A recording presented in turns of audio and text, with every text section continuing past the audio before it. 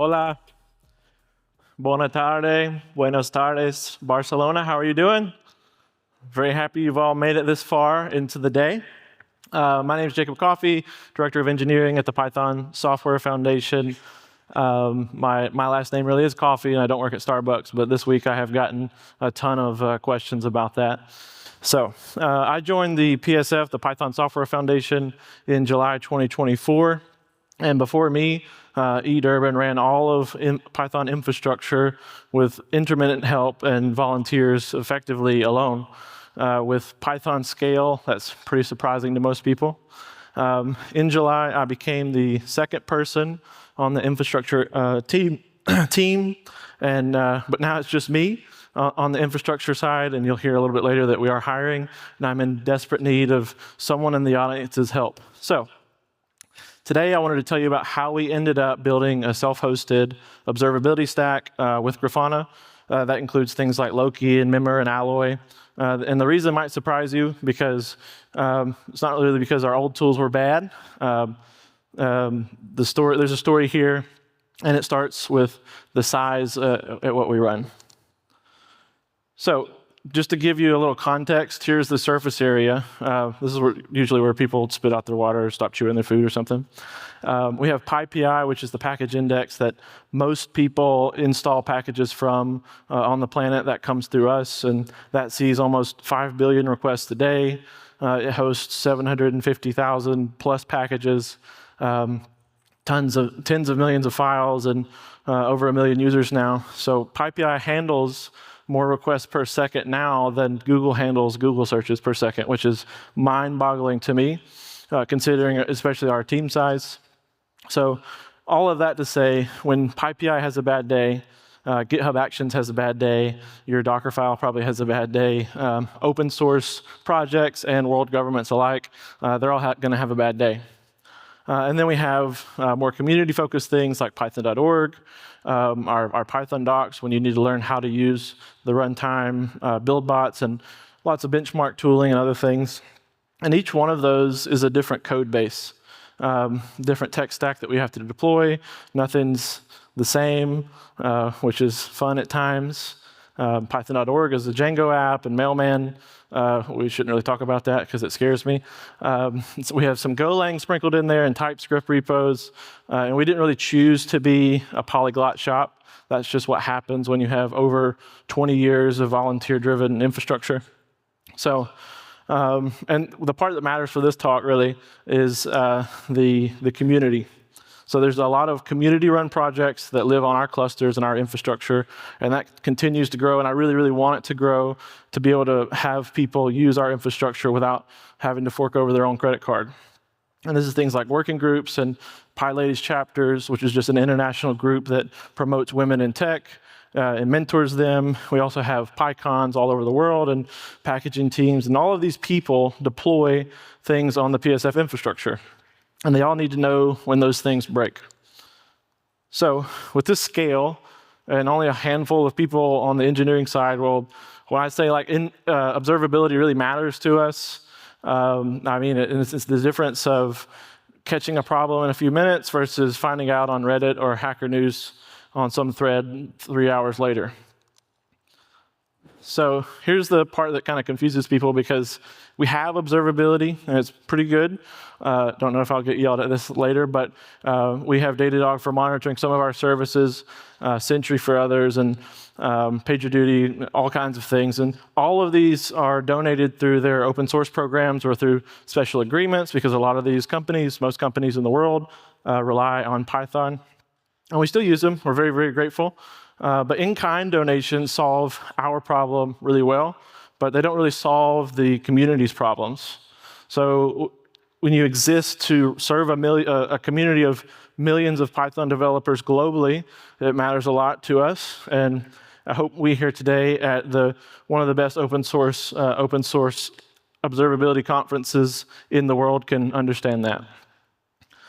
So just to recap, what was working well for us was not the same as working well for our community, and that gap between what a few of us could use and see versus what our community could see, that's basically what this whole talk will be about. So the PSF hosts infrastructure for the broader Python community, and some insight on that. Just as an example, we want PyCon organizers, which is our Python conference, to be able to see their conference platform logs or PyLadies chapters around the world to debug their event services or their Discord bots or whatever they may have. And we also have the core team that develops the Python runtime, working on build bots, and they need error traces and all kinds of other groups that need their own thing. And when something breaks at 2 a.m. Pacific time, which is a perfectly normal working hour for people in Europe or Asia, those people have to message me or one of my colleagues on Slack and hope that I'm awake or file a ticket or wait until the morning until I wake up, probably late, and then lose hours of important debugging context. And they can't really log into Datadog. We can't hand out seats to 500 community members. I don't think the in-kind donation would cover that.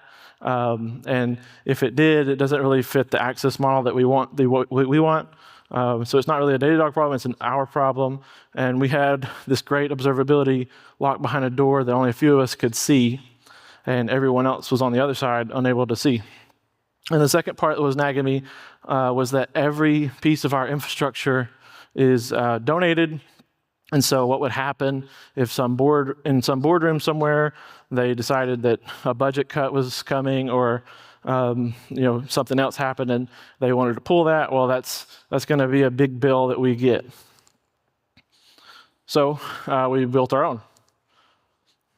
We needed a few things. At the minimum, we needed self-hosted logs for those people to jump in and see.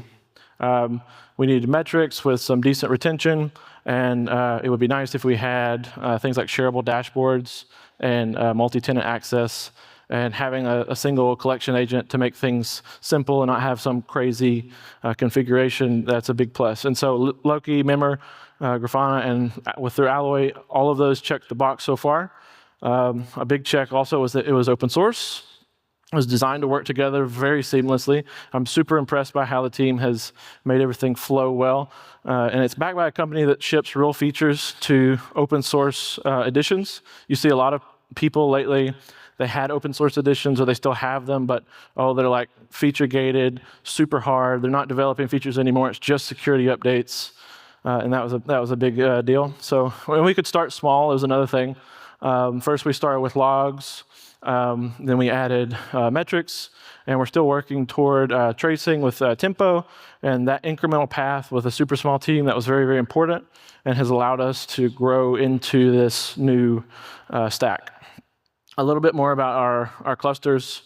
The PSF cluster handles things like python.org and PyCon. These are Kubernetes clusters, by the way, and community projects. And it uses Alloy for the collection, and Loki for the logs, Memmer for metrics, and some dashboards with Grafana, and basic configuration with a few replicas of Loki. And we have Memmer in production, and it's backed by MinIO for S3 storage, hopefully not MinIO for long. And then we have our PyPI cluster, and it handles warehouse in that massive scale that I talked about earlier.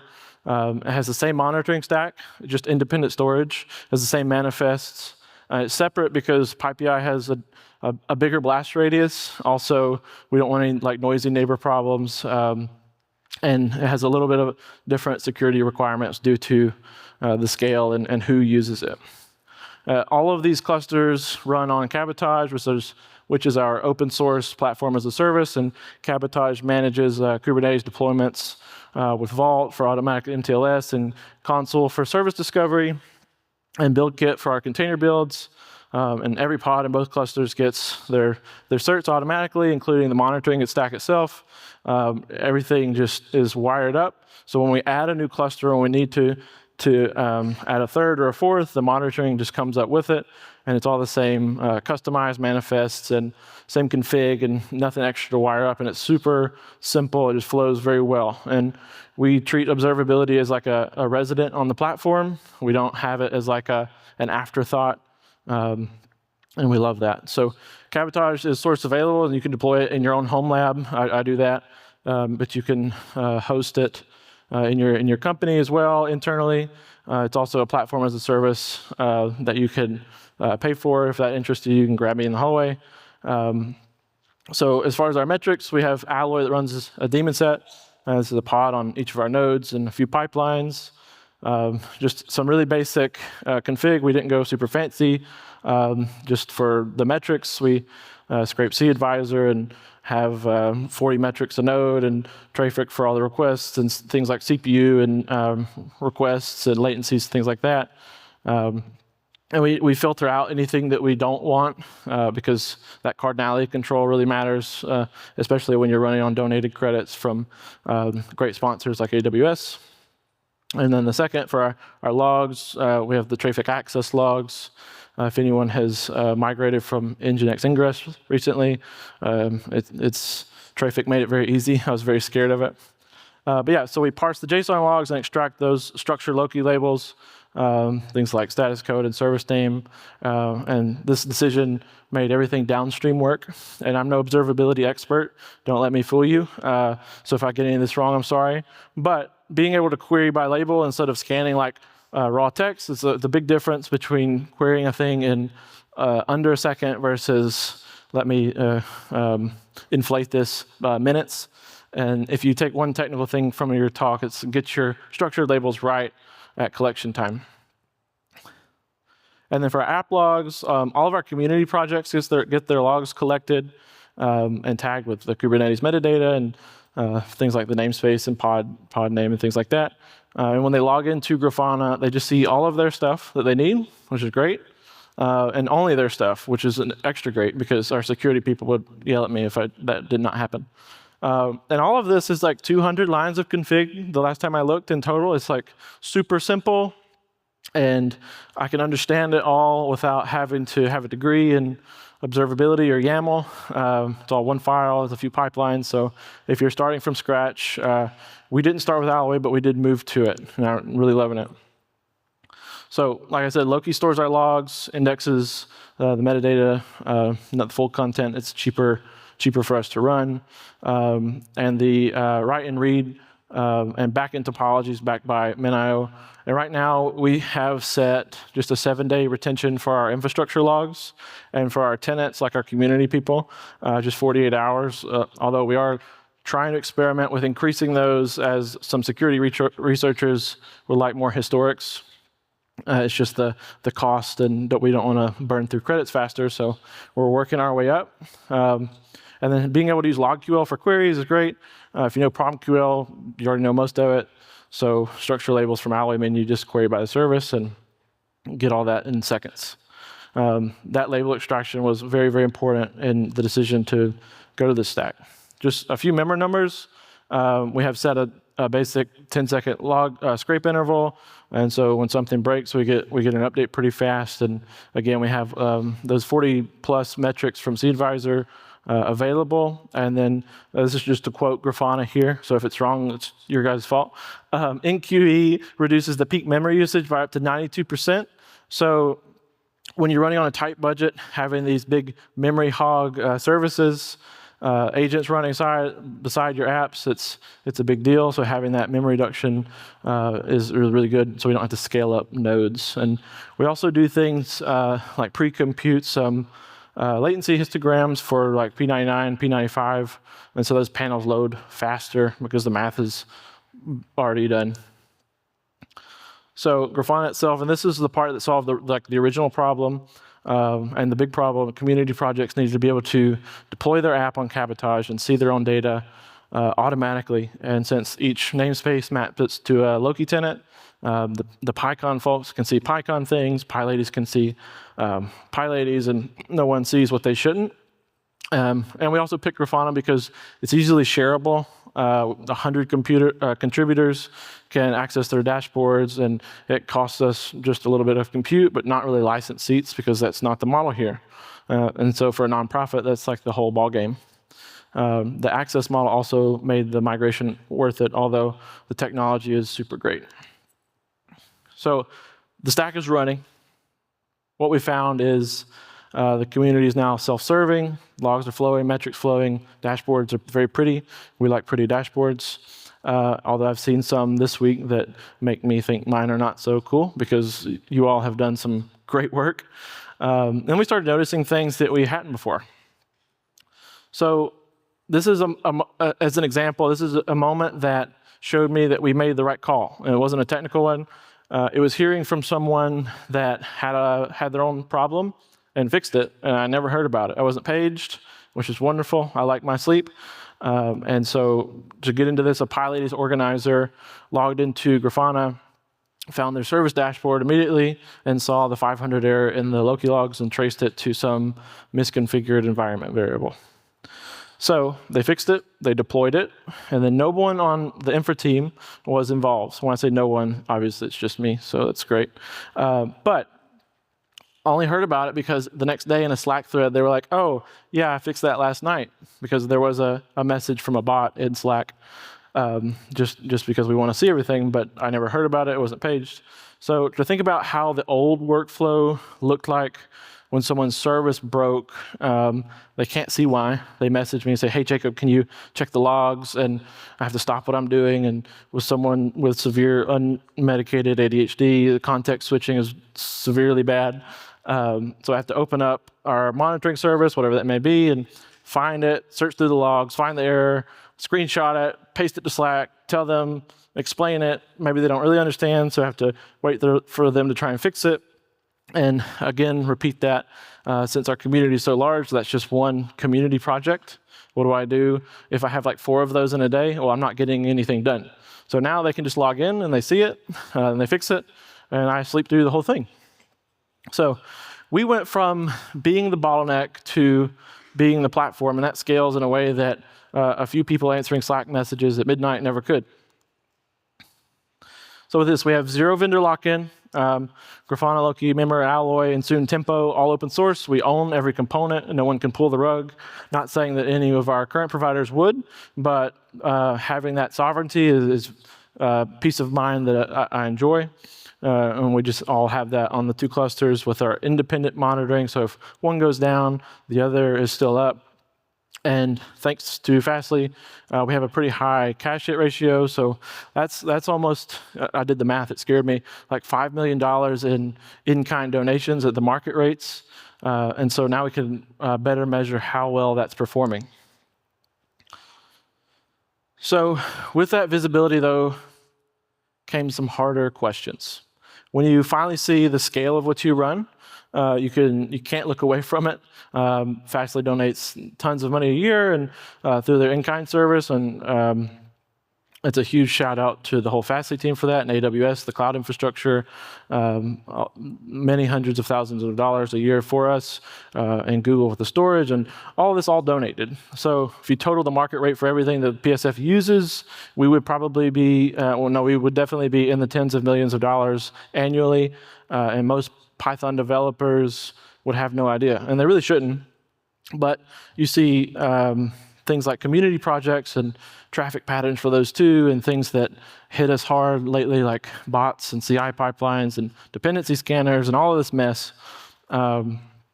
We used to guess at how much our traffic was for things that aren't PyPI, that are heavily instrumented, but now we have very nice dashboards. So the Grafana stack gave us the ability to put a real number on what it costs to run Python's infrastructure, and not a rough estimate, and the actual figures we can point to, and that changes conversations with sponsors, that changes conversations in boardrooms, and it's great. So more on the infrastructure side of things. In September 2025, the PSF co-signed a statement with the folks at the Apache Foundation, Eclipse Foundation, Rust Foundation, and others, titled Open Infrastructure is Not Free. And the message is super straightforward. The services millions of people rely on cost real money to run, and the organizations behind them need sustainable funding. And we signed that because we had the data to back it up.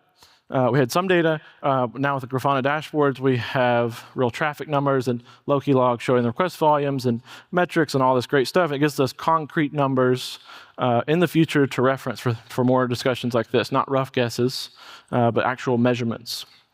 So before the Grafana stack, we would have said, we think this is expensive. We know it is. But now we can exactly say how expensive, or like stress on APIs or anything like this. And we can put a dashboard in front of a sponsor and say, this is what your donation is enabling. Thank you. By the way, this is what our infrastructure handles, and this is what happens if those donations stop. So observability did not just help us keep the servers running. It gave us the language to defend the resources for the continued donations and things that keep them running. So here's a quick rough roadmap of where we'd like to head. Of course, I said tempo with the distributed tracing to get that full LGTM stack, and when something is slow, we want to see exactly what that is. More projects onboarded. We want more and more communities on our infrastructure. That sounds like antithetical to my whole cost-saving thing, but our mission as the PSF, the nonprofit, is to expand and grow Python for the community, and that's what this allows. But we need to be able to say, here's your dashboard. You can figure out what happened to my service. Now they can look for themselves. And then hopefully soon is some great insights for the public, like public dashboards, to see more than just status.python.org shows, which is like uptime. We would like to show overall health or infrastructure capacity. And imagine just going to see a URL and have a real-time health check of the entire Python ecosystem. And that's the transparency I think that the community deserves to have. So just to recap, own your observability. Don't build things that people can take away. Host it with open source. We love open source. That's our whole mission. And we proved that it works with a small team of 2, now 1, thanks to my ex-boss. I love you. Share with your community. If people run things on your infrastructure, let them see their own logs. And don't be the bottleneck, be the platform. And Grafana enables this for us. And then build the evidence up. So sponsors respond to numbers, not like vibes, unfortunately. Boards respond to data. So dashboards give you that to back it up. I mentioned earlier the PSF is hiring. We're growing my team. So if you want to come work with me, hopefully you're better at observability than I am. We're hiring an infrastructure engineer and a software engineer to work on PyPI. Some enormous impact. I've told you the scale of what we do. So come see me or apply online, python.org/jobs. Also, we have PyCon US. It's our annual conference. It's in 3 weeks. So when you all go back home to the US, if you're not from here, check it out. It's in Long Beach this year. It's May 13th through the 19th, and I'll be there hopefully with better dashboards, probably. Maybe not. Maybe you can help me. Send me a message.